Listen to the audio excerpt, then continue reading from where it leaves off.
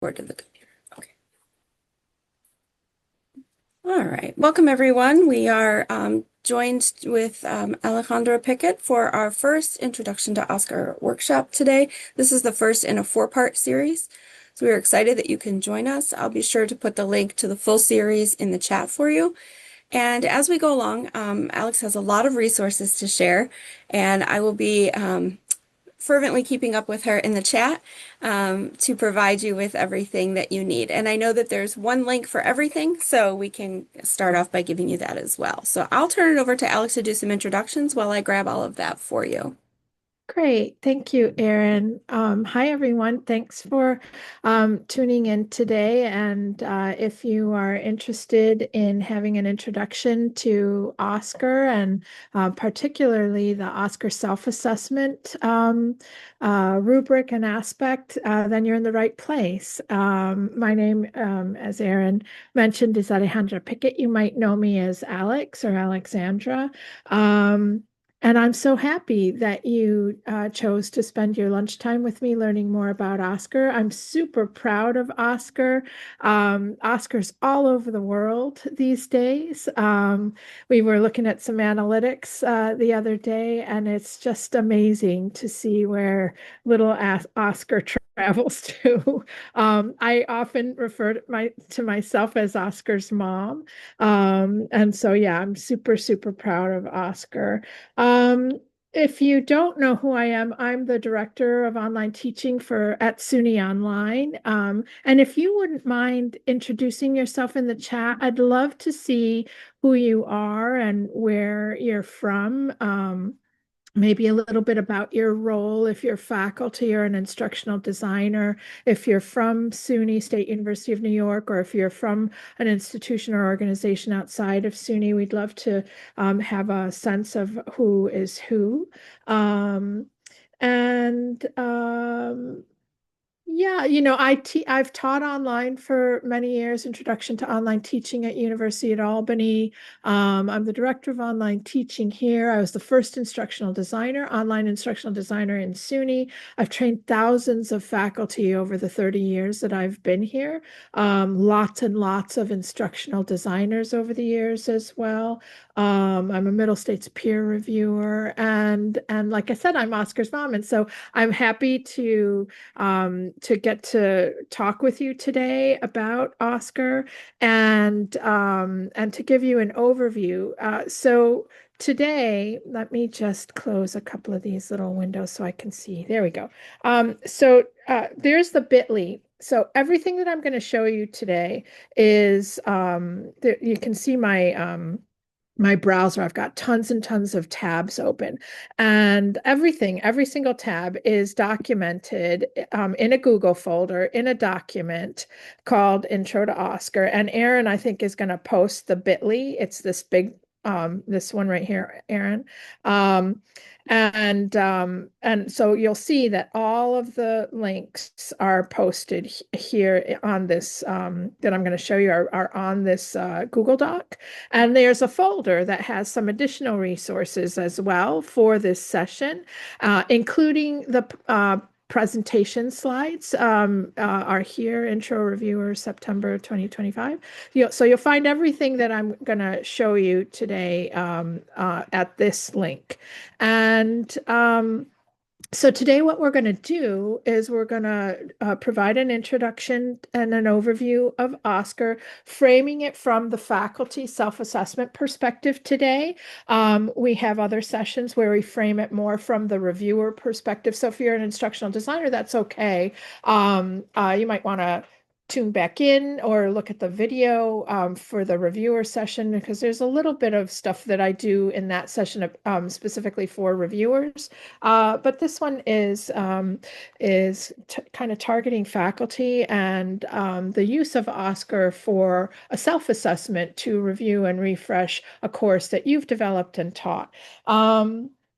And so we'll give an overview of that. We're going to show the tools and the resources that sort of encompass all of what Oscar is. It's more than just a rubric. And we'll give an overview of that, and then we'll actually go and show you how to get Oscar if you haven't done that already, and give a tour of the Oscar site and the Oscar rubric and the two versions of the Oscar rubric. One is an interactive online version, and one is a static PDF. And then towards the end, we'll have some sort of wrap-up activities to help you see what else there is that you can do with after this webinar, and some additional resources you might be interested in. And so we will invite you to continue the conversation in a couple of different ways, and to make sure that you're aware of, a, a lot of the resources that we have available, all of which are free and openly licensed. Okay. What else? So that's the agenda. So just for those who are new to Oscar, and if you're new to Oscar, if you wouldn't mind popping in the chat that that you're not that you're new to Oscar, just so I get a sense of who's in the room from that perspective. I started designing Oscar probably in the late 90s in my head, and wishing there was a way that I could create a wizard that would help faculty understand what the best practices were at the time. And there was research at the time, some, and there's a lot more today. And we ourselves here at SUNY did a bunch of contributing scholarly work to understanding how people teach learn well online. And so we always were helping faculty and the emerging group of people called instructional designers to understand how to design online courses well, and from a evidence-based perspective, not just because I say so or whatever, but really looking at scholarly work to try and underpin the recommendations and the suggestions and the best practices that we were observing in our own uh, um, community. So we had lots and lots of checklists and processes, a very thoughtful faculty development approach. And we did that for many years. And then in 2013, we had the opportunity with a new chancellor to start thinking and designing things institutionally or organizationally differently. And so we had the opportunity to actually build Oscar. And so that was in 2014 that we actually launched it. We had a couple of iterations of the tool, Oscar 1 and 2 back to back. Oscar 3 was launched in June of 2016. And we've evolved over the years and over time, and we've gotten some nice recognitions for the Oscar rubric. And as I said at the beginning, Oscar's now in lots and lots of places, being used by lots of organizations, institutions, and individuals. And so, yeah, we couldn't be prouder of what Oscar has been able to provide to folks in in an online course quality review capacity, a review and refresh capacity. So that's just a little bit of history. Um, let's see, I'm going to take a quick peek at the chat to see if I can see who is new. So there's quite a few people who are saying that they're new. I'm going to point you to this for those of you who are totally unfamiliar with Oscar. So this workshop's not going to show you how to do a course review or how to use Oscar per se in detail. But I am going to mention this video here that I have, and it's a 5-minute video. I'm not going to show it because I have so many resources to show you. But I just want to tell you a couple of the things that are quite unique about Oscar, just so that so that you have a frame of reference, and also that you know that YouTube video is there, and you can watch it on your, if you're interested in it. And also, it's a really good resource to share with faculty or with administrators who don't know anything about Oscar, to give them a very short encapsulated overview of what Oscar is and does. And I think primarily what I would say is that Oscar is more than a rubric. It's a process that includes a set of tools and materials as well as a rubric. And as I mentioned, there are two versions of the rubric. One is an online interactive version, and one is a static fillable PDF. And they're both the same, except the one online has some added features that allow it to, there's like code behind it that allows it to aggregate feedback and create an action plan, and give you some sense of prioritization in terms of the refresh work you might do with the standards. So, and I'll show that to you in a second. But what Oscar is not, it's not intended as a course or faculty evaluation tool, and there are very intentional differences between Oscar and other online course quality rubrics, intentionally designed. These unique things were intentionally designed.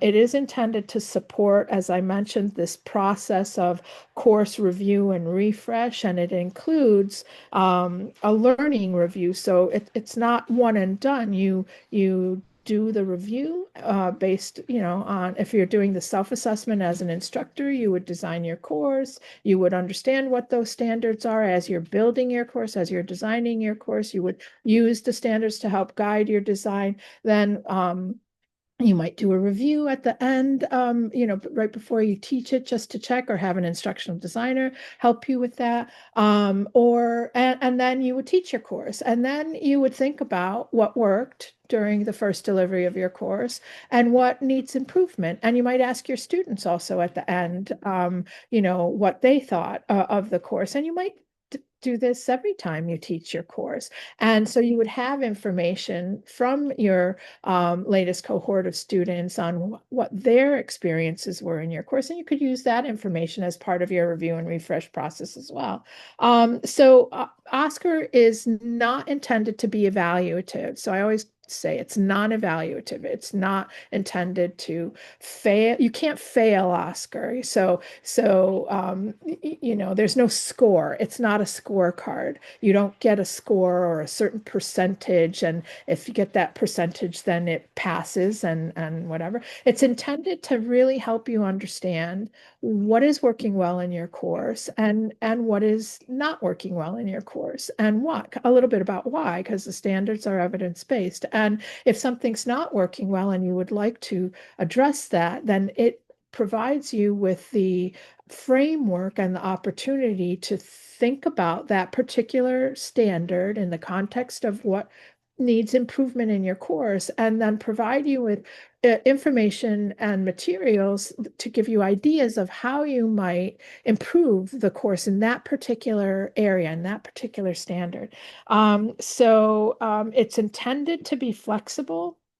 It's intended to be extensible, which means you can add standards to it. You can modify the standards if you're adopting this, let's say, at a departmental level or at an institutional level, or even at a degree program level. The nursing program might have an accrediting body that has specific requirements that are different from your English department. So you might want to add some standards to your rubric. It allows you to either do it as an individual, sort of in a individual way as a self-assessment, or to do it in a larger scale kind of a way. So all of the courses in a program, for example, all of the courses in a department, all of the courses at the institutional level. And so you can it's designed to be flexible like that and to be used in lots and lots of different models of course reviews. And if you're not familiar with SUNY has 64 institutions, and we have everything from community colleges to doctoral institutions. So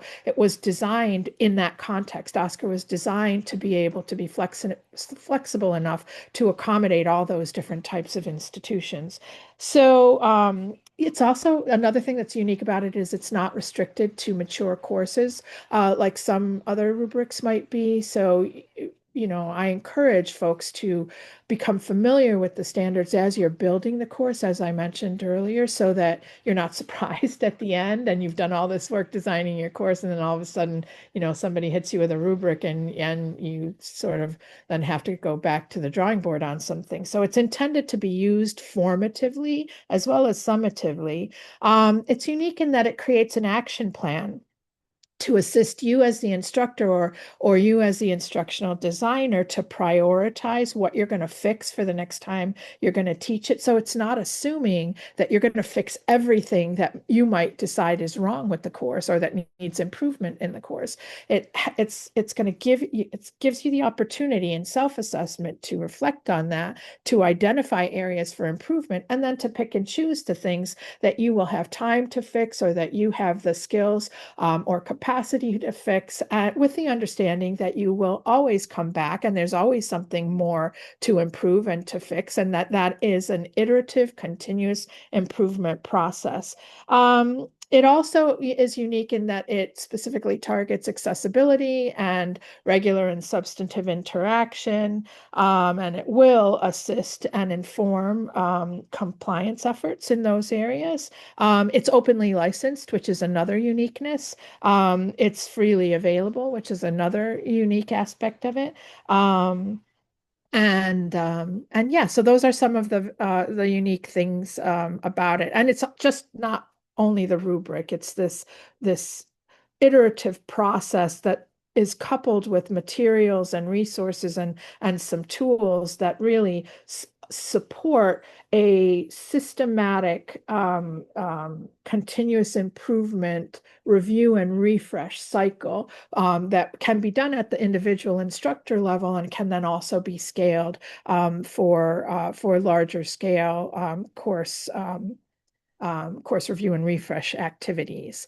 All right, so that's kind of an overview of in general, of the uniqueness of Oscar. I want to talk a little bit. Oh, on the webpage, I'm taking you over to the webpage now, and there's an About Oscar page, and on that page is a link to the video, and then there's a link to all of the stuff that's unique about Oscar, and it goes through everything that I just talked about, in case you want to, explore that a little further or share that with somebody that might have some questions about it.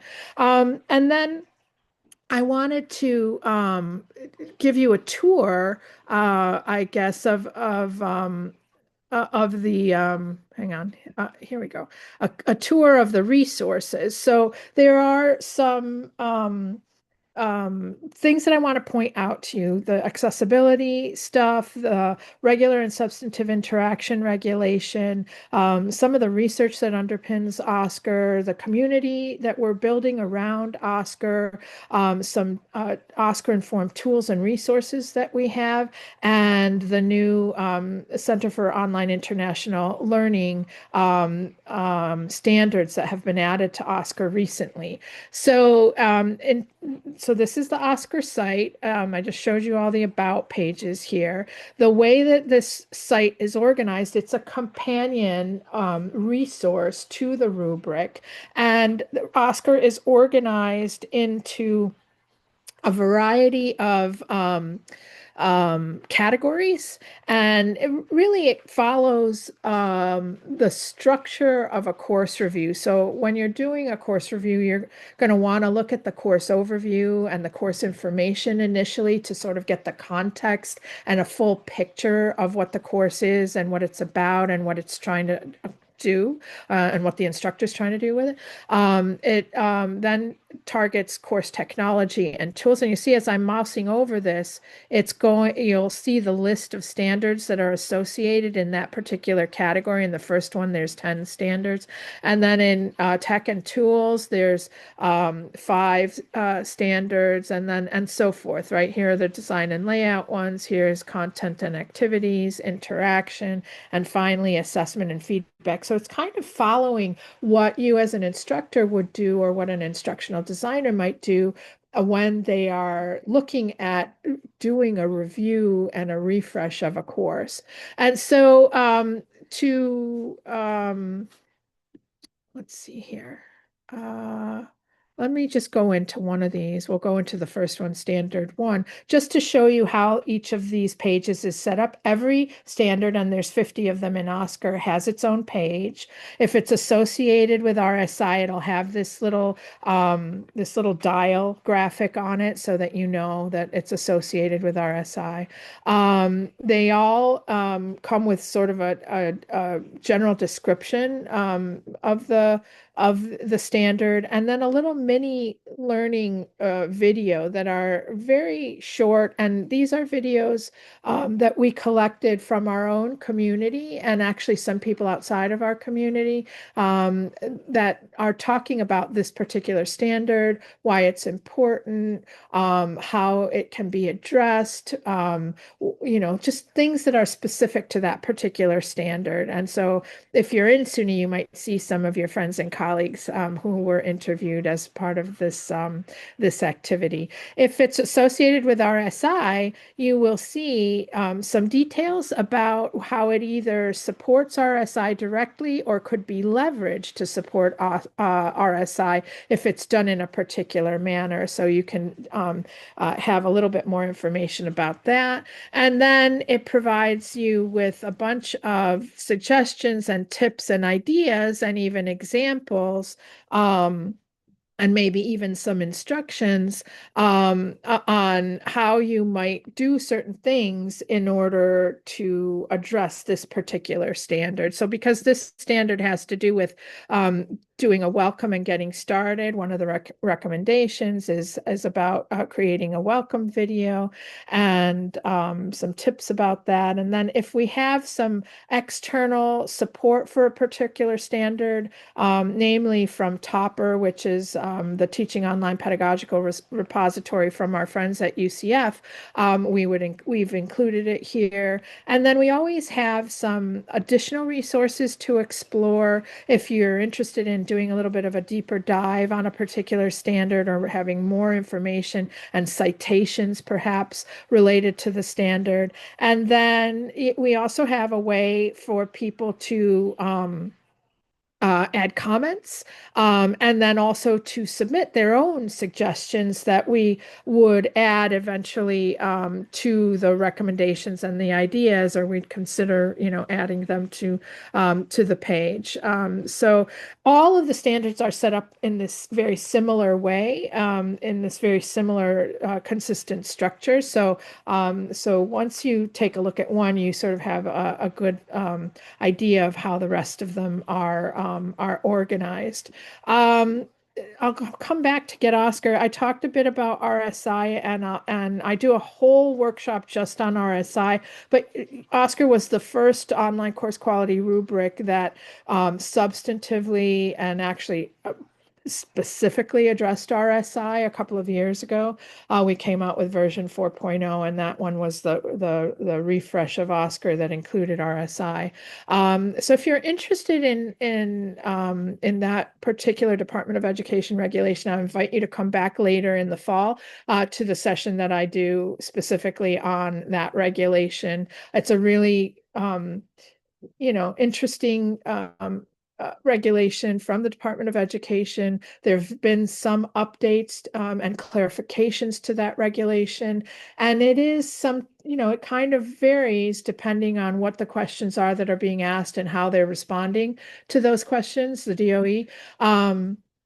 And so it's important because it's a regulation and everyone has to comply. So it's important to be aware of what it is, what its scope is, what it does, what it doesn't do, how you can support, making sure that your institution and your course designs and your faculty are aware and understand the regulation and how they contribute to it. So come back for that session if you're interested.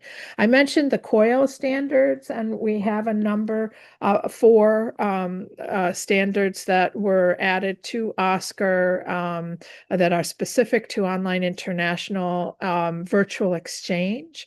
So if you're interested in that, you can dive a little deeper into that. We have a number, we've been recognized a number of times, and we launched the actual Oscar Awards this year at our annual summit, which happens in February. And so you can read more about the awards and about this year's awardees if you are interested. And then here's the page on research. So you can go through and take a look at the research that supports that's Oscar related. So that the first one has research that where people have done research on or including Oscar, not only perhaps Oscar, maybe other ones as well, but Oscar's included. And then the second list is specific to standards, so research that supports specific standards. And then we have the community page where people from the community, this is an openly licensed resource, and periodically people will develop resources around Oscar. And if they share them with me, I'll put them on this community page if they are also openly licensed, and then we can share them with each other, with the community. So you can come in here and check out some of these resources, and then you can see also periodically I'll go through and see who is using Oscar out there in the wild. And so here's a link roll of folks out there who are using Oscar outside of SUNY. And so that was community, and then certification. If you happen to be interested in getting Oscar certified in some capacity, we have that ability and invite you to do that. You could get a certification with a self-assessment if you wanted. And this webinar is one of the requirements of the certification. You have to attend the webinars in order to then do the next step, which is actually go do your own self-assessment and then provide evidence that gets reviewed, and then you would be certified as an Oscar self-assessment that you conducted the full review and refresh of your own course. And we have that for reviewers and trainers as well. So if you're interested in that, it's available for free to SUNY and at a very, very modest cost for anyone outside of SUNY. So that's the tour of Oscar, the website and the tools and the materials and the resources. I want to come back to the Get Oscar page and invite you, if you have not gotten a copy for yourself of Oscar, I'll give you an overview of how to do it. So it's as easy as just clicking on this first link to grab the PDF version of it. And so you just grab it and it'll download it. If you're interested in the interactive version of the rubric, you would generate your Oscar online interactive rubric, and we're in version 4.0 of the main rubric. 4.1 is the one that includes the COIL standard. So if you're not doing a COIL course, you don't need the COIL rubric. So you would do the 4.0 version. And we do have Oscar available in Spanish, the rubric available in Spanish, and also the COIL rubric available in Spanish if you have any Spanish speaking friends that would be interested in that, it's available. So you would click on the link to download the PDF, and if you want to download the interactive version, you would click this link to generate your interactive rubric. Now, I'm going to show you, this is the PDF version if you've never seen it before. It's a fillable excuse me, a fillable PDF, and the standards that are RSI related are over here on the left, and you can actually fill this out and then document um, uh, things to improve, and you would be specific. So let's say needs a video. And you would go through the entire rubric, look at the actual standard, and then decide, is it sufficiently present in the course? And if you're doing a self-assessment, you're looking at a course that you designed and taught or that you designed and are going to teach, and you're saying, okay, is this particular standard sufficiently present? Do I think based on what this standard is about and what it says on the website, do I think I could do a minor revision to that? And that means it would take me less than half an hour to do it in your own estimation. Would it be a moderate revision? So it might take you a half an hour to 2 hours to do it. Or would this be more of a major revision, which would be more than 2 hours it would take you to fix it? Or maybe it's a standard that's not really applicable to you for some reason. So you would go through and you would decide, and then you would take a couple of notes here in the action plan of the PDF to remind yourself what you're thinking you could do based on all the information that you've read on the OSCQR website and what you think you could do to improve in that particular standard based on that information. And then you go through the entire rubric, fill it out. If you have some overall or general feedback or some thoughts that you're having as you went through the rubric, or things that you really are thinking about, maybe you're thinking about phases of changes, or maybe you're thinking about surveying the students, or whatever it might be, you might want to document all that here so you have it. And so that this will then help you to think about what you might tackle for when the course will be delivered or taught next. And you can take this filled out rubric to your online instructional designer for additional input and feedback, or for assistance with making changes or updates, or fixing something that you would like to fix in a particular way in your course. And so then you have a document that you self-reflected and created, and then can either work on independently, or with the help of an instructional designer, or maybe with the help of peers. Maybe you get a peer group together, whether it's within your department or across departments of faculty who might be interested in doing this, and to help each other out with talking it through, making decisions about priorities, and then actually making the changes. So that's the PDF. With the interactive version, all you have to do is click on that link to generate your interactive, and then you put your email address here and the name of your course and hit submit. And that's all. And then you'll get some emails. It'll take a minute because it's like doing stuff. But you will eventually get an email that says, go here to grab your rubric. And the rubric actually, this is an interactive version of that static PDF. And you'll see it's basically a Google sheet. It's like a spreadsheet. And it has a bunch of pages, or what are these called? I can't remember what they're called. But pages. And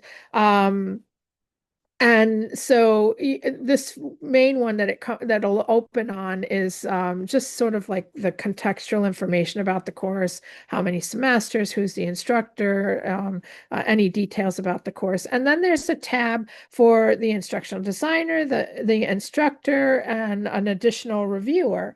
And so there's all these different tabs. If you're just doing a self-assessment and you want to use the interactive version, you could just go to the faculty version, the faculty tab, and just fill it out there. You technically could fill it out on any one of them. if you're doing a team approach to it, and there are roles, you would want to kind of make sure that people know what their role is and which one it is that they're filling out to sort of keep that straight.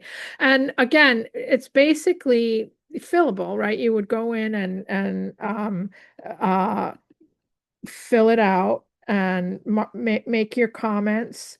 Um, and you can, there are little additional information that you can get when you hover over. I'm not seeing it right now, but it's supposed to be there.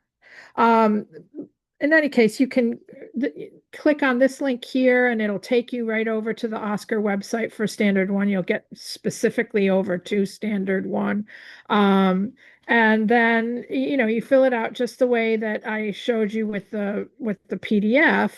And then the interactive component comes in that when you click on the action plan tab over here, it aggregates anything that has been put into the fillable part. So any of your notes. So remember, I typed the word test, and so the word test is here. And I had marked it that it would take not too long to fix. And then Oscar will automatically assign whether it's important or essential. And we have a perspective on that, an opinion on that. And um, because this is an openly licensed tool, if you don't agree with that, or if there's a department or a school in your institution that has maybe some differences, in that you can customize this, you can create. So these are the SUNY Online priorities, but you can create other priorities and then change them. So then you can print this out, and this is your action plan, and it'll tell you exactly how much time, what the things are, if they're essential or important, the comments that were made, and so you can print this out and either work on it individually as a self-assessment, or take it, and I filled out a bunch of narrative on this one so you could see what that might look like. And you could take this to your instructional designer and get their help with making the changes that you'd like to make, or that are being recommended that you make for the next time that you teach it. So that is a basic overview of the tools, the resources, the two different versions of the rubric, and some information, overview type information about the rubric. What I'd like to do now is move on to taking a look at the actual standards and how they might be applied in a course review, self-assessment kind of a way. So I've selected a couple of standards to take a look at. And this one is standard 3. So the course includes a course information area and syllabus that make course expectations clear and findable. And so you can come and read, you can look at the little mini learning video, read more specifically about what this is. There's some key references there, how it applies to RSI. And then there's a bunch of ideas here and some examples. And so you can look, and I even have some additional video here, as well as citations. So you can come back to this page. If this is something that you want to work on in your course, there's a lot of information here. I've pulled out some things to highlight for you. And because it's talking about the syllabus and making things, namely expectations, clear and findable, I'm sharing with you this model of a syllabus, and which is also a template. So you can check your own syllabus against this, or you can actually make a copy of this file. Where is it? Make copy, file, make copy, and then you have it yourself and can use it however you like to. And you can modify it and change it and do whatever you want with it. It's openly licensed. what I would point out to you, some unique things about this that you might not have in your own syllabus, or you might want to consider either in your syllabus or in your course information materials of your course, are things like making sure that you are explicit about how you would like to be addressed by the students, and that you maybe add a basic needs statement, that you address how students can share their names and their pronouns with you, and with others in the class, how you are going to specifically address regular and substantive interaction in your course. And one of the unique things about this template is that every single element aligns with an OSCQR standard. And so and it links to it. So if you were going to use this, you would eventually like delete this bit, but because you don't need that in your syllabus, but it's just showing you this particular thing aligns with OSCQR 1.6, the standard 1.6. So that means first category, sixth in the category. So another unique thing in here, let me just get down to it. It is about the use of AI. So I would recommend that every syllabus has some sort of statement about what the expectations are. Again, this standard is about what your expectations are and that they're clear and findable. So you should have an opinion, and you should have something in your syllabus that helps your students understand what your expectations are regarding artificial intelligence. And, there's all different kinds of approaches and different faculty and different things, policies that you might have at your institution around that. And so you want to be in alignment with that and ask your distance learning folks, or your dean or department head, what the institutional policies might be, and align with that. But you should have something in your syllabus around that. And then here's a list of all of the different types of policies that an online student needs to have clearly and in a findable way.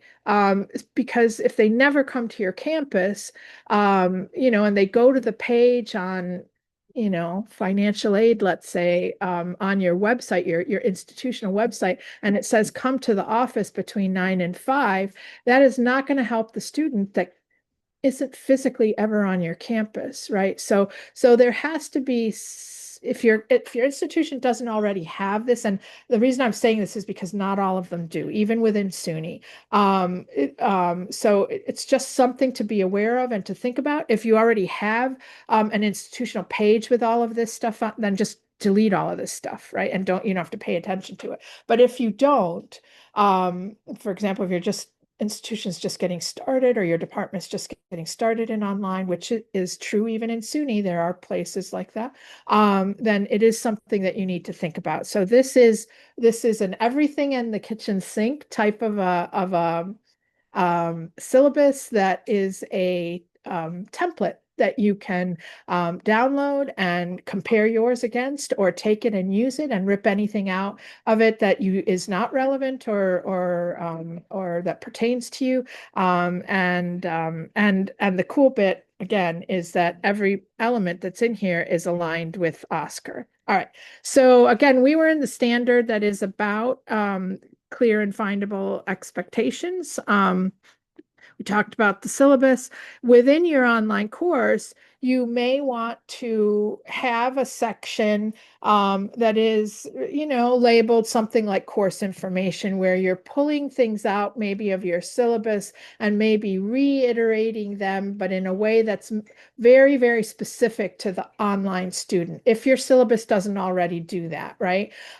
So if it doesn't, different institutions have different approaches to syllabi, and it may be, that the same syllabus that you use in your face-to-face class is the one that you use for your online class. And so if that's the case, you may want to enhance the information with stuff that's specific to the online student. And so here's a bunch of examples of some course information documents that really speak directly to an online student. And I'll let you go through these if you're interested in that. And again, it's it's aligned with specific Oscar standards. These different elements align with specific Oscar standards. I want to point you to this article, um, the impact of findability on student motivation, self-efficacy, and perceptions of online course quality. When I found this paper, it blew my mind. And so if you like reading papers, I invite you to read it. It's really good. And it's a very, very good, um, you know, piece of evidence to support the fact that this concept of findability in an online course is really, really, really important. So they did eye tracking study with students at the beginning of a semester, and they measured the amount of time it took students to find stuff. And so this sense of self-efficacy has to do with a student believing that they can succeed in your online course. So the longer it took them to find something, the less they believed they would be successful. And then additionally, the longer that it took for them to find something, the lower this is what blew my mind, the lower their opinion of the qualifications of the instructor to teach the course. So it's really, really important, especially at the beginning, related to this standard about, clear and findable and having a good course information and syllabus information, readily available to students and organized in a way where they can find what they need fairly quickly, is very, very important. It ends up affecting students' belief in themselves and their ability to succeed and their perceptions of the quality of the course and the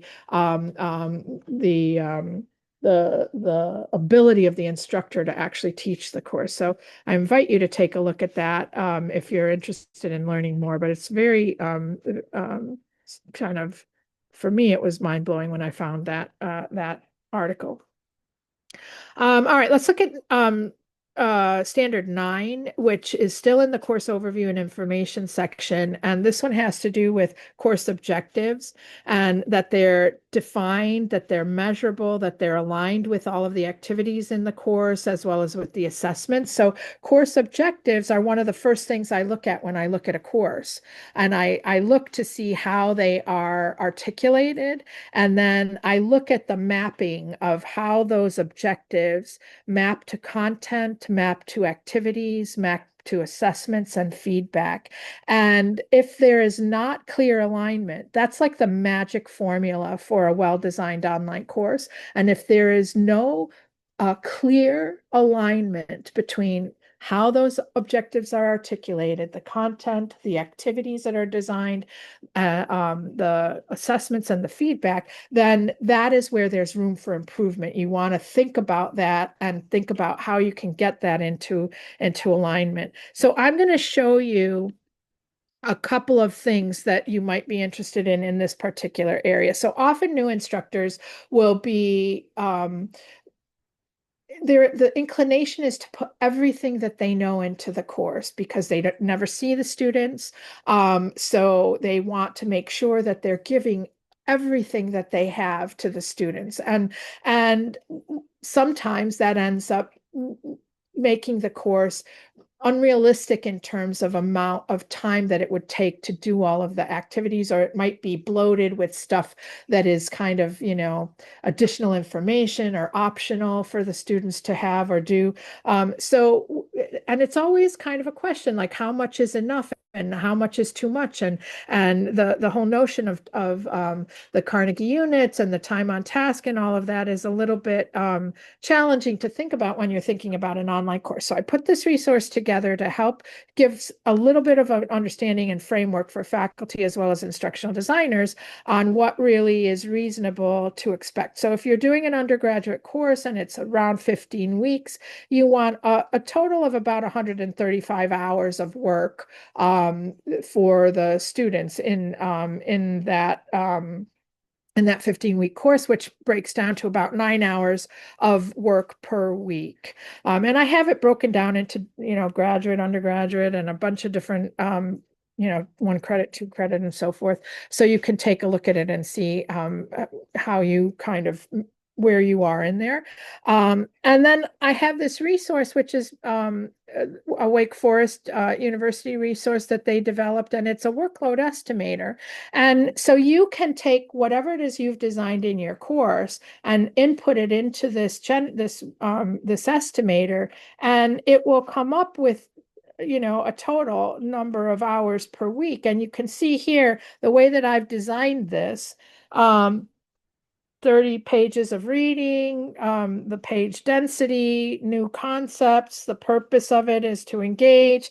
The number of writing assignments, pages per semester, and so forth. Like, I filled all of this in, and that comes up to 14, almost 15 hours of work per week. And we saw over here that what I should be shooting for is 9 hours per week. So this is just to give you an idea and to help you to start to think about how much is too much and what is it that you are actually having them do.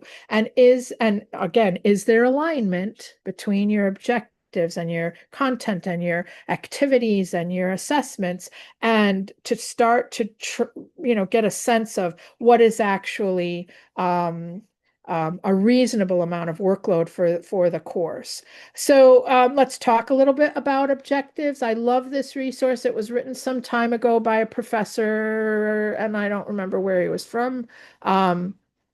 But I really liked it because he has an example of a poorly written objective and one that is better written. And I invite you to look at your own objectives. And if you have the word no, and if you have the word understand in them, then that's an area that you might consider for improvement, because you can improve on those words to make those more measurable and to align them better with the content and with the activities. So let's go look at this resource here, which if you haven't been introduced to Bloom's, let me introduce you. Bloom's is a taxonomy for educational objectives, and it breaks them down into a knowledge dimension, which goes from concrete knowledge to abstract knowledge in 4 categories: factual, conceptual, procedural, and metacognitive. And maybe this is too much information, but it really is helpful as you're designing your objectives, your course level objectives, to think about things in this particular way. It also breaks it down, not just the knowledge dimension, but the cognitive dimension. And that goes from lower order thinking skills to higher order thinking skills. So if you have a lot of your objectives down at the remember or the understand state levels, then you're missing the opportunity to push the students further on the cognitive process dimension towards higher order thinking skills. So you might want to think about how could you reframe some of your objectives to to hit apply or analyze or even create, and what would that mean in terms of your content? What would that mean in terms of the activity that is supported by that content, and the assessments that you would design in order to assess that activity that you are asking them to do? So I spend a little bit of time talking about objectives because they're extremely important. And I have a couple of generators to help you if you are new to this.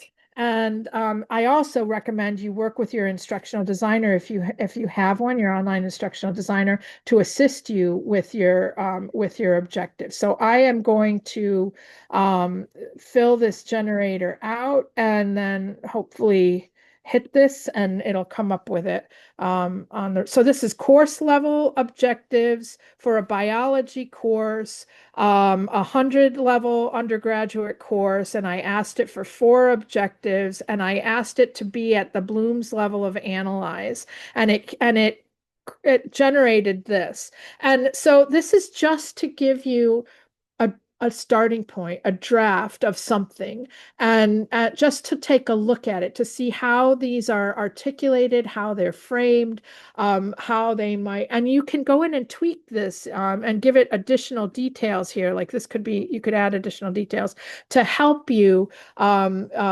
improve. Again, we're looking at a review of your objectives for this standard and how you might improve the articulation of your course level objectives. Another one that I have here is this one. I think this is Arizona State University. So you actually select the verb and then so I want students to create a presentation of their choice in the format of their choice to demonstrate their thinking and understanding on the topic of cell mitosis. So that's what I wrote in there. And then it'll let you copy it, and then you can use this. And so you can do this. You can do different levels. You can tweak it. It's just to help you articulate something that is better articulated, that's including the Bloom's higher order thinking skills and the different levels, and so something to get you thinking. Here's another resource with all the different sorts of verbs that you could use for each of the levels of Bloom's, creating, evaluating, and so forth. I really like this because it's owls and it's colorful. If you don't like owls or color, I have one that's just text. That's similar, very similar, just lists of verbs for each of the levels. And then here's one that's associated with Bloom's that I also really like. I like this one because it gives you a bunch of verbs here, and then some questions that that might prompt you to think, and then some activities that might be associated with that. And it goes through all of the different Bloom's cognitive dimensions. So from lower order to higher order thinking skills. So I'm leaving these with you to explore if you decide that what you want to work on in your course review and refresh are better articulating your objectives. There's a ton of stuff here that you can take a look at to help you do that. And again, I highly recommend that you talk with an instructional designer if you have one, because they can help you do this. This is what they do. Um, all right, so let's go on to standard 16. And that one is about creating a logical and consistent structure that's easy to navigate. And all the learning management systems these days kind of support that and help that. We happen to use Brightspace, and it's mobile optimized and it's accessibility optimized, but you do have to know so that you don't screw that up, right? And so you do need to follow some of the conventions, make sure that you're following some of the conventions so that you are creating this consistent, logical, uncluttered, easy to navigate type of environment for your students. Let's see, what do I have in here? Yeah, one of the things I like to talk about in this section is the magic number of 7 plus or minus 2 in terms of numbers of modules. So we know, based on scholarly work that we have done with our own students and faculty, that more than 9 modules in a course, student satisfaction and perceived learning goes down, and instructor perception of their students learning and satisfaction goes down. And if it's less than 5, same thing. So the magic number appears to be 7 plus or minus 2. There are probably reasons behind that, and cognitive load and so forth, things like that. But the main thing to know is that if you're looking at your own course and you have 35 chapters in your book and you've made 35 units in your course, that's how you've laid out your course structure, you might want to think about that as an area for improvement. And I'm not saying get rid of your 35 organizational units of your course. I'm just saying maybe you could add another element of structure to the course that collapses some of the units into categorical areas that will allow you to reduce it down to 7 to 9 modules for the course. And that allows you to present the information in a more digestible way to the students. And at a glance, they get to see your perspective on how this content, maybe how this discipline is organized. And so think about that. It might be something that you might want to consider in terms of an improvement to your course. And again, if you work with an instructional designer, they can help you with that as well to come up with good categories. So I wouldn't reduce your modules from 35 to 7 and call them 1, 2, 3, 4, 5, 6, 7. It would be 1 and then a contextual label to that, 2, and then it has a contextual label so that the student at a glance can get a sense of what that content is and have that kind of an advanced organizer in front of them to look at a glance that gives them instructional information or content information about how the course is designed, what the topic is, and so forth. And it gives the perspective of the instructor too, because you're the one who came up with those categories. I wanted to point out another free and openly licensed resource that we have available to anyone. And these are course templates that were designed in Brightspace, but are available in common cartridge format. So you can actually grab them in any and import them into any learning management system. But if you happen to use Brightspace, we have them also in Brightspace. And I'll just give you a quick little look. This is what it looks like. This is the asynchronous module. We have them, as you saw, for all different modalities. So everything from asynchronous to non-credit, face-to-face, all of the different modalities. And they are all Oscar aligned. So these were designed by a group of people in SUNY and are all Oscar aligned, mobile optimized, accessibility reviewed. And you can see this is the front page. These are the modules. And then if you go into the actual course, you'll see some of the things we've been talking about. So in the Welcome Start Here area, you have things like getting started, understanding online courses. Some of these things are filled in, some of them are not. Everything in the course is customizable. If you don't need it, you delete it. If you like what's there, you can modify it and use it however you want. There's an online readiness section. Here's the course information section. So there is the syllabus also, but here it is. But it's also the information is detailed here. Some of these things, like I said, have content in them, some of them don't. So yeah, just if you're interested in that, we have those available. We have a rationale document for the design decisions, all aligned with Oscar. We have frequently asked questions about it. And then this is the one that is specific to the asynchronous template, where it actually gives you details about is it present in the template? What do you have to do with it? Which Oscar standard is it related to? So there's lots of information in here around those templates if you're interested in that. And if that would help you, no need to reinvent the wheel. If you're trying to do an Oscar-informed course, that meets the standards, the template will quick start you into that. All right, so let's move on to design and layout. And standard 24, some of these are the accessibility standards now that we're going into this design and layout section. So this is talking about displaying information in a linear format instead of a table. This Oregon State, if you're not familiar with them, they do a fabulous job in lots and lots of different areas, but they have great information on accessibility, and they just updated their information because of the new accessibility Department of Justice regulation that has the deadline is going to be April 2026, where everything has to be accessible.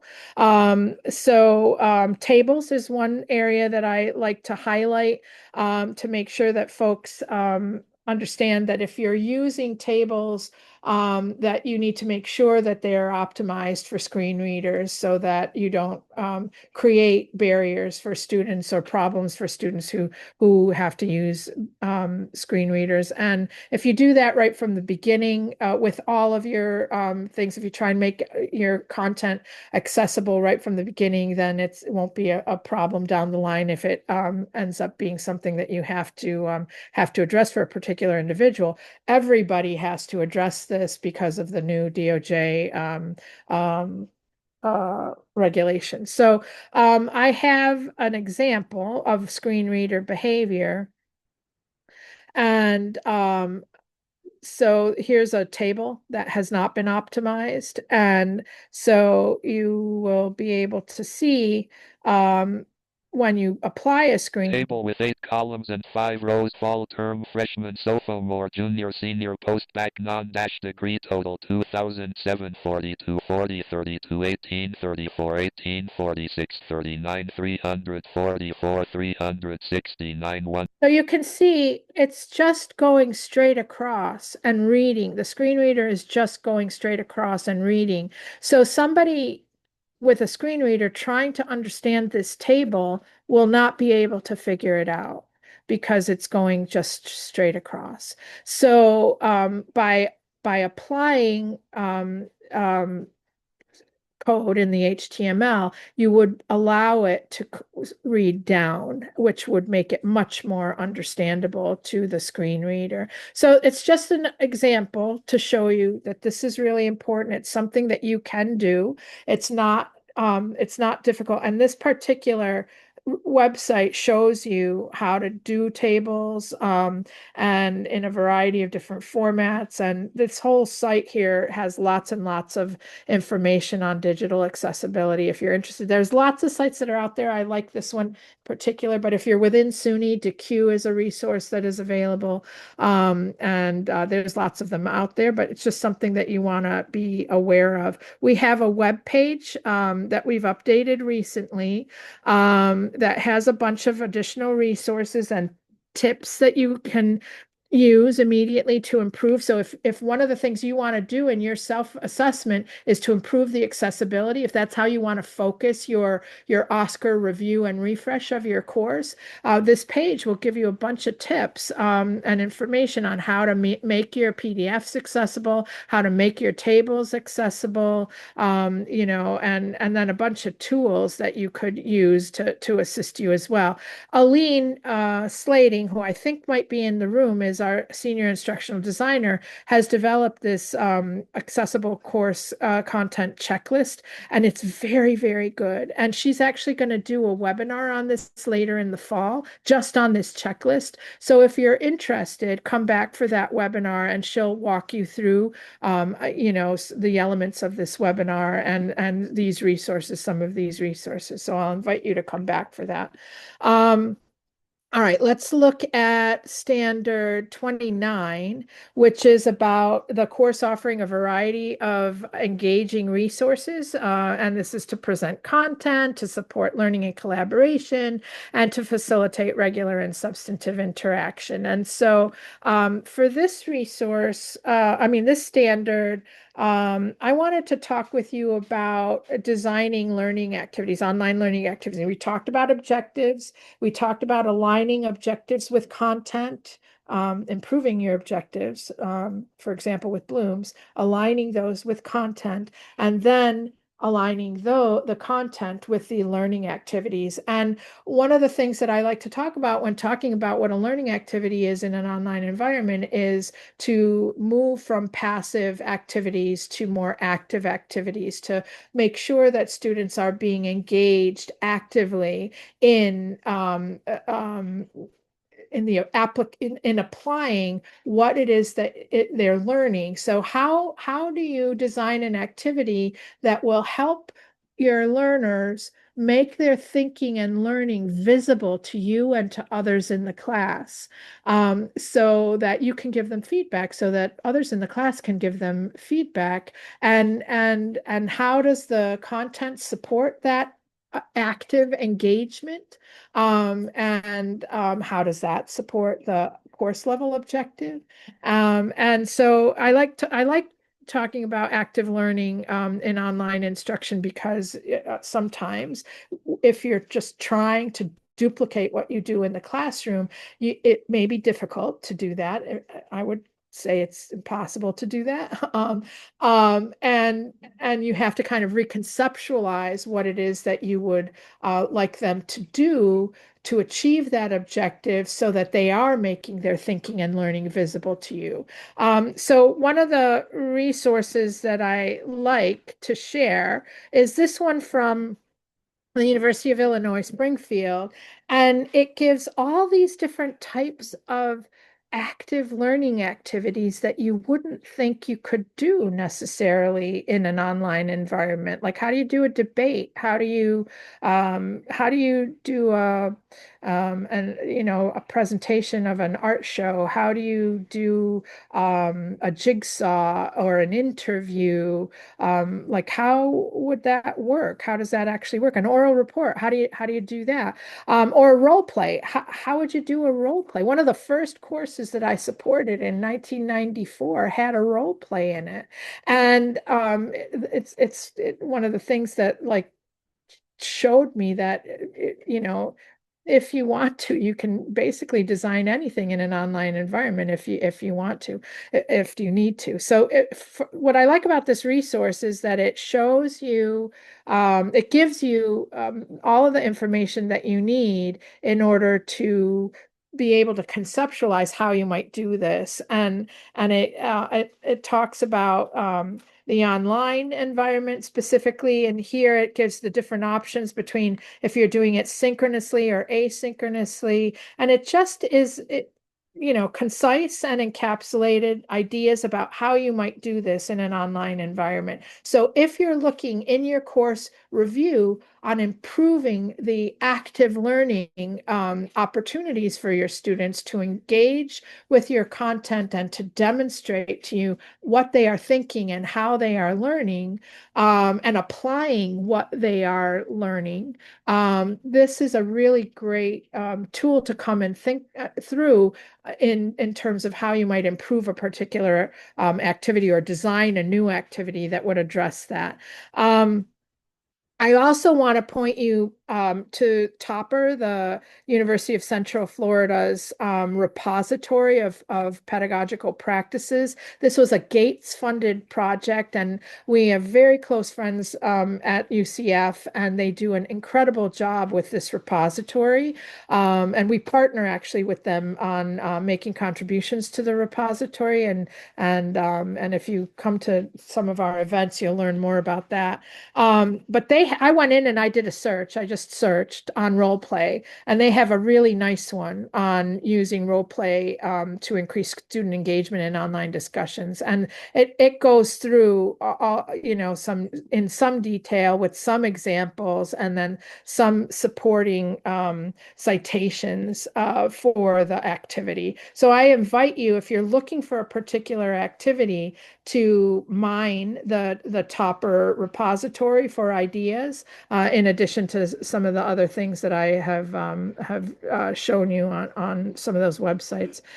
Here's another thing I wrote some time ago of activities that can be adapted for an online environment or that you can actually conduct in an online environment. And it's just kind of a list. I used to call it 50 ways to leave your lecture. But there's all kinds of things that you could do besides lecture in an online course, which is a more passive activity if you want to be more interactive with your instruction. These could get you thinking about what it is that you might do that would assist you to achieve your stated either course or module level objectives. All right, let's move on to uh, standards 30, and that one, let's see if I can get there, is about the course providing activities for students to develop higher order thinking skills. And so I have a bunch of resources that I earmarked for this standard. And this one, let's see if it comes up. Maybe not.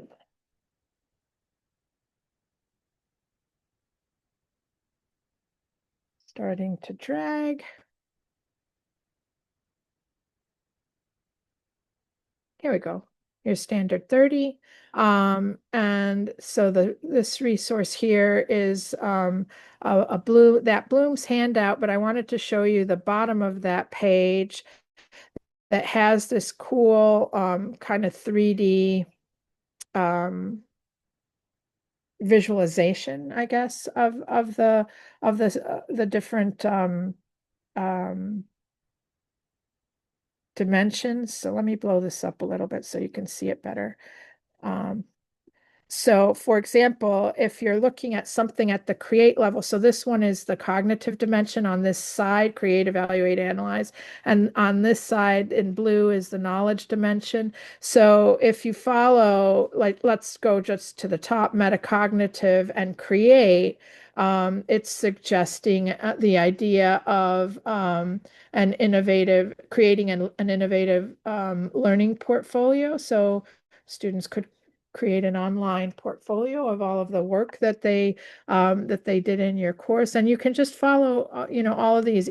Evaluate and procedural would be integrate, and that's compliance with regulations, or differentiate high and low culture, or select the most complete list of activities. So you can, this is just to give you some ideas of how these things intersect and what that means, hitting the different levels of the different dimensions. So I'll invite you to take a closer look at that. Again, if you have access to an instructional designer, they will help you figure this out in your specific context. I added a couple of resources that cast blooms with AI. And so again, I'm just going to leave these here with you to take a look at. They are very this one is interesting. They're all interesting. They're all good. But if you are interested in understanding how you can leverage AI for particular things, then some of these are starting to get at that, and are using Bloom's as the framework and helping you to see what the goal might be. In this one, what the goal might be, what the student focus would be, what your as an educator, what your focus would be, and what the skills might be. So take a look at that. There's lots of information out there these days. So I just picked a couple that I have been made aware of recently that I thought would be interesting to share with you. All of these are in that folder. Don't worry, they're all there. If you are interested on experimenting with supporting metacognition in your learners, I have this resource here. This is the way I do it. I do this with my own online students, and the way that I approach it is I have them blog, and it is a metacognitive journaling activity, essentially in a public format. And I have very specific reasons for why I do that and how I do that. And this is a document that explains what first, and then why, and then how. And I even have listed all of the prompts and questions that I ask students to really think about what they're learning, how they know they're learning, how they're applying what they learned, what's helping and hindering their learning. And every module they have to write one of these blog posts they read each other's blog posts, and they comment on each other's, and I comment. And it really is about helping them to think about their own learning, and how that is happening, and what's helping and hindering them in their learning. So if you're interested in that, that's one approach. Let's look at standard 38, which is specifically about regular and substantive interaction. And I do a whole webinar just on RSI. So if you are interested in RSI, come back for that one later in the fall. I will show you, this is a resource that I will give out. You can have it now, to help instructional designers, faculty, institutions, and departments document how they are, their courses are compliance. And really, this is intended to be, you can do it at an individual faculty level, but it really should be a campus level or a department level initiative to do it consistently and systematically. Like I said, I do a webinar on this, and so if you're interested in that, please come back for that. One thing I'll say about RSI, it has nothing whatsoever to do with online course quality. It really is about helping the DOE determine the difference between correspondence courses and online distance learning. And if you are already or have been doing online distance learning for some time, most likely you are already in compliance with that regulation. So it's something that you need to be aware of. It is not about quality. It's about helping the DOE determine whether or not it's a correspondence course for the purposes of financial aid. And so there's very specific things you need to know about it at the campus level, at the course design level, and at the faculty level. But if you're already doing OSCQR and already teaching online and already concerned, and because you're here, I would suggest that you are, you're probably already in compliance. But come back for that session if you're interested in learning more specifics about it. Now we're moving to the interaction section, and this is standard 42. And 42 talks about making sure that your course is offering opportunities for learner-to-learner interaction. In RSI, it's talking about instructor-to-student interaction, but if you only did that, it would not be a good course. You have to also incorporate learner-to-learner interaction. We are social beings and learn in social contexts. And so, so that learner-to-learner interaction is important. Um, and so understanding how to do that in an online environment is really important. So, so I have some resources here that talk about group work and cooperative online learning, and a bunch of resources for you to dive into if you are doing group work or cooperative work, and it's not going well. Maybe this is something that you want to address in your self-assessment. You want to improve in your review, your OSCQR refresh. You want to improve your small group work, let's say. And so these would be resources for you to take a deeper look at so that you can focus on improving the small group activities that you have in your online course. And so here's a bunch of suggestions to think about, how big or small are the groups? Are they prepared to work in groups? Do they choose their own groups? What are the instructions like? Um, um, can they find where they need to be and what they need to do easily? Again, that findability is super important. Is the objective really clear? Do they have opportunities to practice low stakes before it's high stakes? Do they have the necessary skills? You might need to scaffold them and work them up to a bigger project where they're actually doing something higher stakes. You might need to scaffold them with some lower stakes skill building activities in order to get them to the point where they can actually pull that off in a way that is going to make sense for your course. So so if you're going to focus your self-assessment on small group work or collaborative activities that are engaging and active, you might want to come back to these resources to explore them more deeply. All right, so what's this one here? This one, more information on making learning active. And again, here's another list of things that you can do besides lecture. And I like this one. It's very short, succinct. It's from Inside Higher Ed. And it's just giving you ideas of how you might be able to do something differently that is more active in your course. And this is a nice resource for you. It's readable in a very short period of time, but it gives you it's packed with ideas. All right, so let's close that one up and go on to standards 45 and 50. We're almost there. Standard 45, what is that one about? That one is, come on now. Standard 45, what is that one about?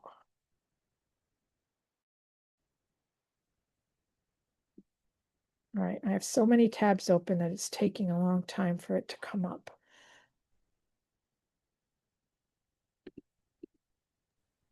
This is designing authentic assessments. Oh, perfect. Thanks, Erin. Thank you so much. So the resources that I have here are around rubrics and about making sure that you're aligning your assessments and the feedback that you're providing to the activities that you had them do. And then obviously those are connected to the content you presented as well as to the objectives that you articulated. So a bunch of the resources that I earmarked for this were alternatives to traditional testing. Because if you're going to be doing active learning activities, interactions between students, you need to come up with alternatives to traditional tests in order to assess, what the students are thinking and what they've learned. And so what I love at this, again, this is a very sort of digestible list of alternative assessment types. So doing a paper instead of a test, a series of quizzes that are lower stakes. Perhaps maybe you use quizzes to check their understanding of reading, and those are lower stakes tests. Using quizzes for that kind of an activity and having them be able to retake those quizzes is a wonderful way of helping them, scaffolding them in focusing their reading. Creating a memorandum or briefing, designing a professional presentation, annotating an anthology, doing poster sessions, and so forth. So it's just a short list of alternative assessment types. I also have one that I created that I called OATS, Online Assessment Techniques, and it's similar. Very similar, just a list of a bunch of different things that you could do to check understanding and learning, other than with a traditional quiz or test, or even paper, right? You want to think about your high stakes activities and how you scaffold those to ensure, that the students are actually doing that work and understanding what it is that your objectives are for those activities. So this one is from University of Wisconsin. And if you are not using rubrics, again, I'm going to say talk to your instructional designer if you have one. And if you don't, by chance, there's lots of resources that I have here for you to help you see examples of rubrics and also understand what rubrics are, as well as, take um, rubrics for specific purposes and modify them to the things that you might be doing.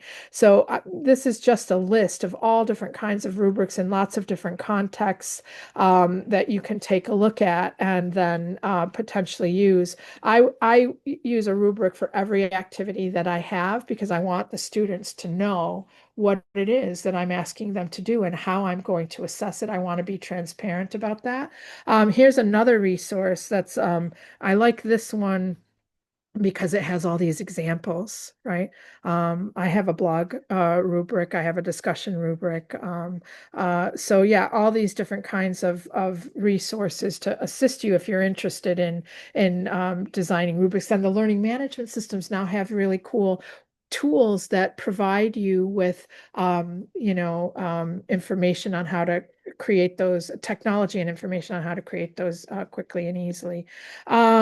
All right, talking about academic honesty, we have a lot of resources to help you think about how to do that. There's a resource here that, in terms of the design of the course, supporting academic honesty is something that you can design into your activities. If someone wants to cheat, no matter what environment they're in, they're going to figure out a way to do it. But if you want to, not to help them not do that, there are things that you can do in the design of your activities to start getting at that. And so, like a multiple choice test that's a midterm that's 50% of the grade is probably not effective, probably not an authentic way to measure their learning. I would say that that's true both face-to-face and online, but definitely online. So these are just some ideas to begin to address that. Now I have this resource. I do a whole session on supporting online learner success that begins to talk about some of the theory behind self-regulated learning strategies, the sense of self-efficacy that we talked about earlier, and how to support the development of these skills and this belief that you can succeed.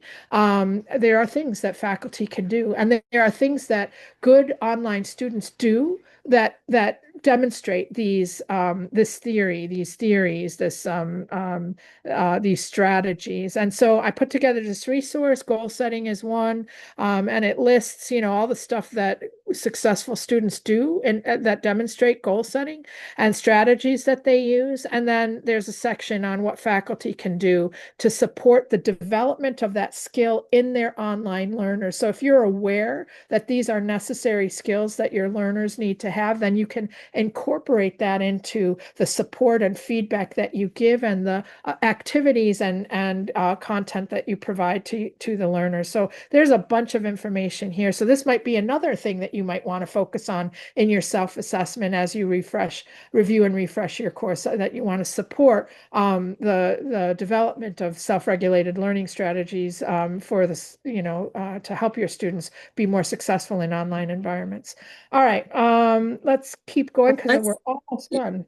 You're actually at time, so go ahead and do your last few. And I just wanted to let people know the resources are in the chat if they had to jump off, but we'll continue the recording. Okay, all right, great. Thanks, Erin. Thanks. So the last one is standard 50, and that's giving students the opportunity to provide you with feedback. So one of the ways, if you're doing a self-assessment and a refresh of your course after you've taught it the first time, by incorporating a way for students to give you feedback. This is not course evaluation. This is really a way to get some specific feedback from the students on their experience of the content, of the activities, of the feedback that they got in your course, so that when you go to review it and refresh it, that you have some of their input into that as well. And so it's not really, did you like the course, or what did you like about the course, or what didn't you like? It's trying to get at more deeply asking them sort of more to give you more descriptive feedback. So I have some questions here as examples that you could ask to try and get more information from the students. And you have to take everything with a grain of salt and not be, if everyone says that it's too much work, you might want to check to see if the next group of students feel the same way before you make really huge changes to your course. So every cohort of students is different. So you just want to try and have a mechanism in your course to collect feedback from students. And then other ways, to address ending courses, you want to think about, how are you ending this? You spent the whole semester with these online students. They did a ton of work in the course. They got to know each other, hopefully, and got to know you. So how are you creating a sense of closure for the students in the course? And one of the ways that I do it in a variety of ways. I have a discussion, like a culminating discussion. They have culminating blog posts to talk about what they learned and so forth. But I create a video as a gift for my students, and I use this free tool called Animoto. There's lots of tools out there, and I basically just take each student and I say one thing about the student that I learned about them through the semester, and I put it together with pictures and with music. Because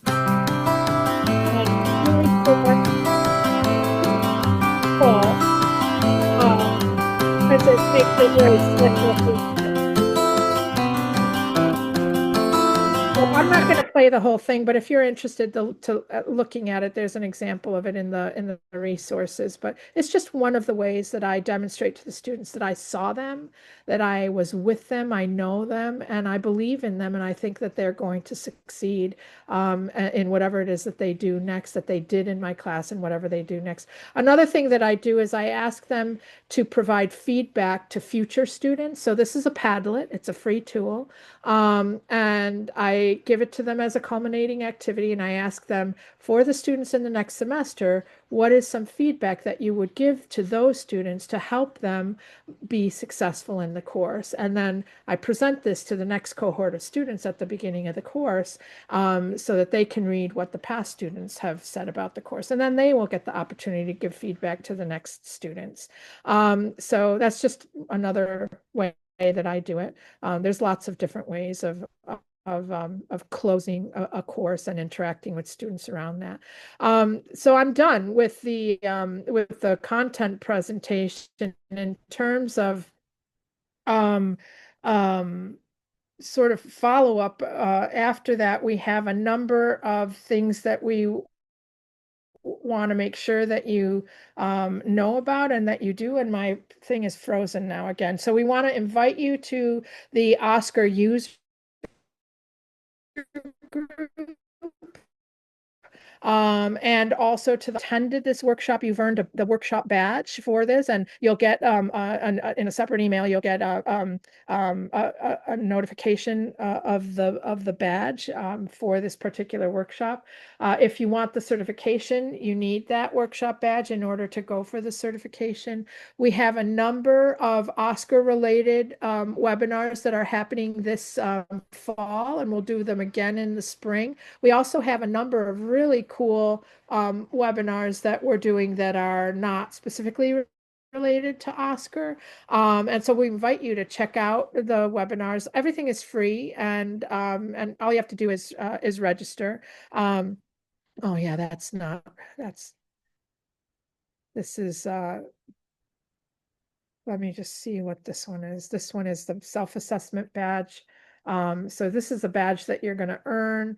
And if you're going for the certification, this is the certification badge. And if you're interested in the certification and want more details about that, you can contact me. My contact information is on the links sheet.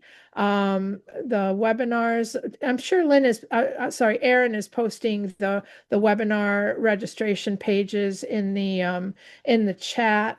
And then I don't know what all else I have here. I think that's it. Erin, are there any questions that I could answer from the chat? None that were posted in the chat, but for those of you who are still here, if you have a question, feel free to unmute and ask, Hey, I or can post see in the chat everybody. if you'd like. Hey, Enoch, I see you. Hi. And Nilsa, you made it in. I Yay. made it. Thank you, Alejandra. Yeah, I'm glad that you were able to come. Excellent as always, Alex. Thank you so much. Thank you, Dana. Appreciate it.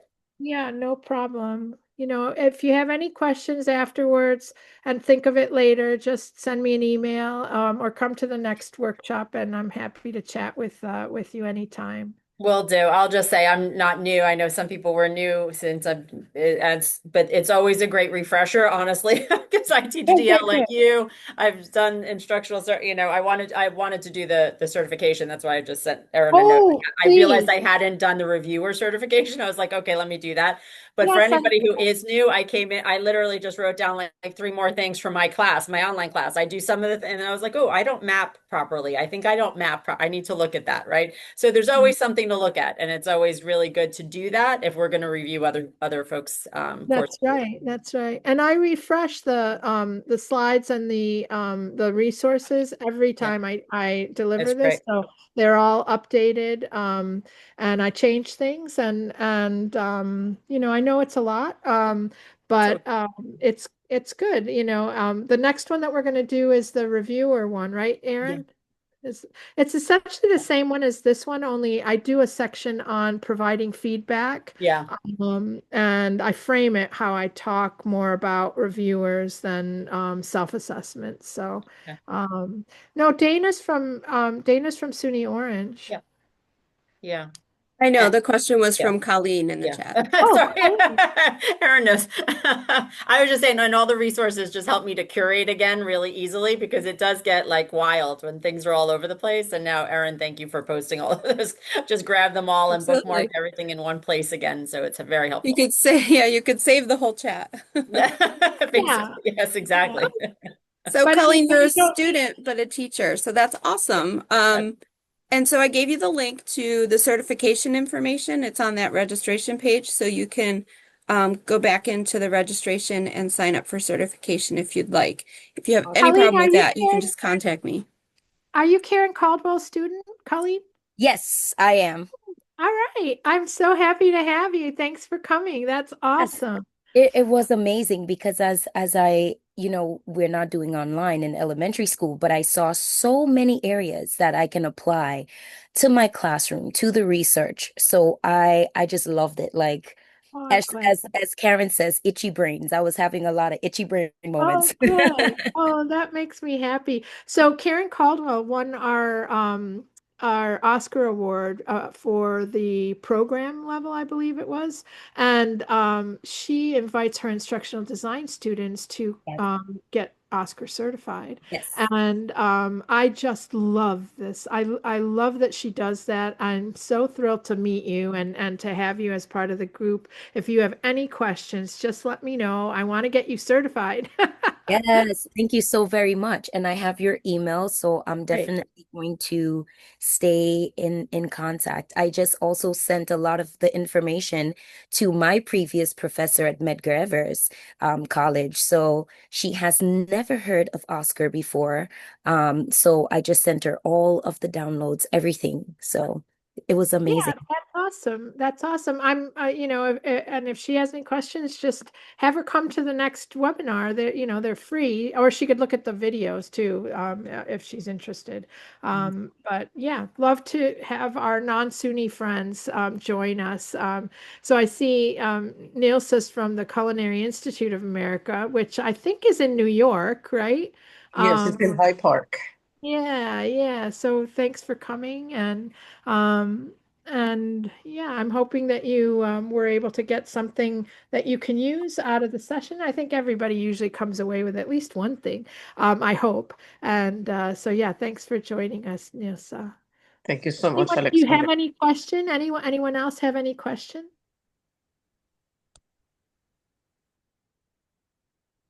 All right.